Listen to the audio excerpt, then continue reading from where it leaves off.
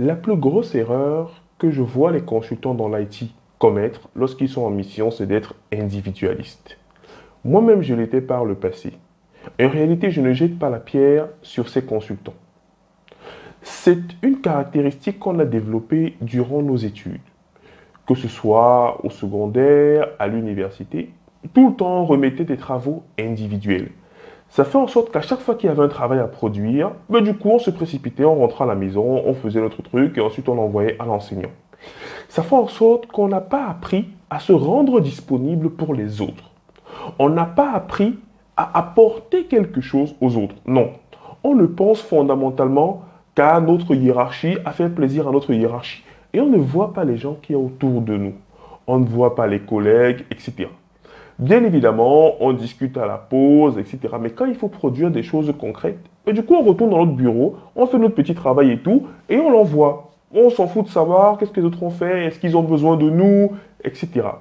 Et je discutais avec un collègue la semaine dernière qui, lui, a été sorti de mission et me posait la question, mais Diran, ça fait près de 2 ans et demi que tu travailles avec ce client, comment est-ce que tu fais pour durer aussi longtemps en mission? Alors pour lui, en effet, c'était durer longtemps en mission. Quand on est freelance, 2 ans quand même, c'est déjà pas mal.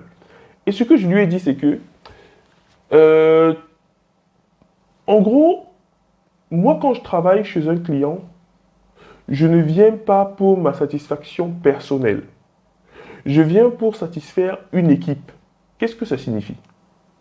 Je suis l'une des personnes les plus disponibles lorsque je suis en mission. Lorsque quelqu'un a un problème, il m'écrit, je fais tout pour répondre à ce besoin, quitte à ce que je sois en train de travailler sur quelque chose. De façon générale, je suis d'abord là pour les autres.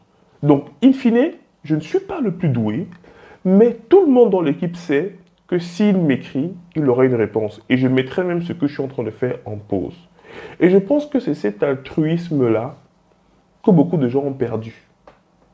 Notamment, comme je le disais, par rapport à nos études à l'université, etc., où on a été très biberonné au travail individuel. Je fais mon travail, je mets mon nom, et c'est bon. Et je pense que c'est une grosse erreur. Donc pour moi, si vous voulez être un excellent consultant, il ne suffit pas d'être bon techniquement. Pour moi, je ne mets même pas la partie technique comme premier critère. Non. Le premier critère pour moi, c'est l'altruisme. Penser aux autres. Et je vais vous prendre un autre exemple. Actuellement, on travaille sur un certain nombre de projets et on a beaucoup de profils juniors qui sont arrivés.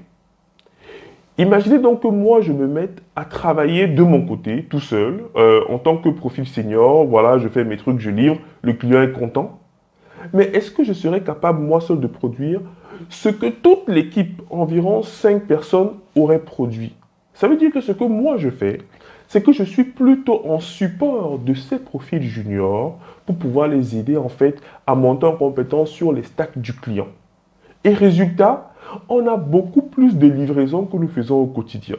Alors que si j'étais resté dans mon entre-soi, on n'aurait pas atteint ces résultats-là. Donc, en termes, je veux dire quoi, de soft skills que vous devez développer, pour moi, l'un des plus importants, c'est d'être disponible. D'être la personne qu'on identifie comme, en cas de problème, en cas de question, même si c'est une question bête, c'est à lui que je vais aller poser la question. Si vous êtes identifié comme cette personne-là, je vous assure, vous allez être un très bon consultant. Et je précise bien, même si vous n'êtes pas le meilleur techniquement.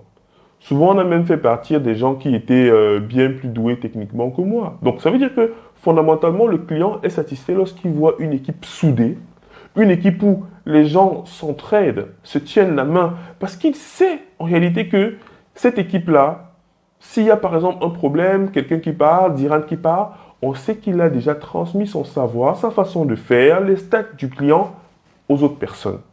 Alors que si vous êtes individualiste, le jour que vous partez, personne ne sait ce que vous avez fait. Et c'est un réel problème en entreprise. La continuité d'activité. C'est très difficile lorsqu'on a des consultants qui font leur truc dans leur coin et ne partagent jamais. Je ne dis pas que tous les consultants sont ainsi, mais je dis la plupart des consultants que j'ai rencontrés dans ma carrière, ils sont très individualistes et souvent je ne leur jette pas la pierre, mais je leur dis, si vous voulez avoir une belle et grande carrière, pensez d'abord aux autres.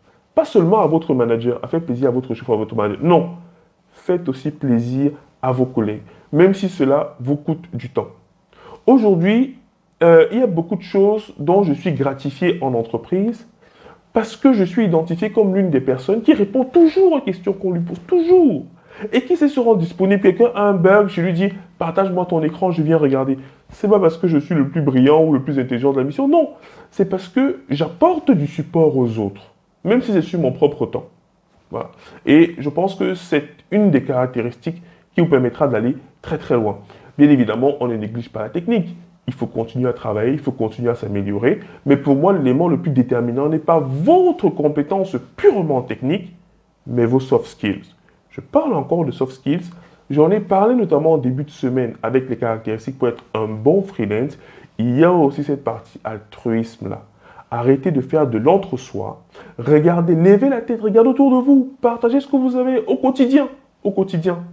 En partageant, on apprend encore plus, on se grandit et surtout, on assure que dans l'équipe, on est à un niveau homogène.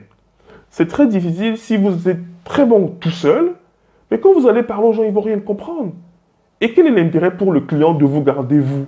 Si c'est que vous êtes le seul à avoir cette information, non. Changez de mindset. Changez de mindset et pensez d'abord aux autres avant tout. Donc, voilà ce que je vous partage aujourd'hui, les amis. Passez un très bon vendredi et un très bon début de week-end. C'était Diran Tafel, votre formateur passionné, qui vous rappelle qu'on a des bootcamps qui débutent en janvier. Donc, précipitez-vous à vous inscrire. À très bientôt.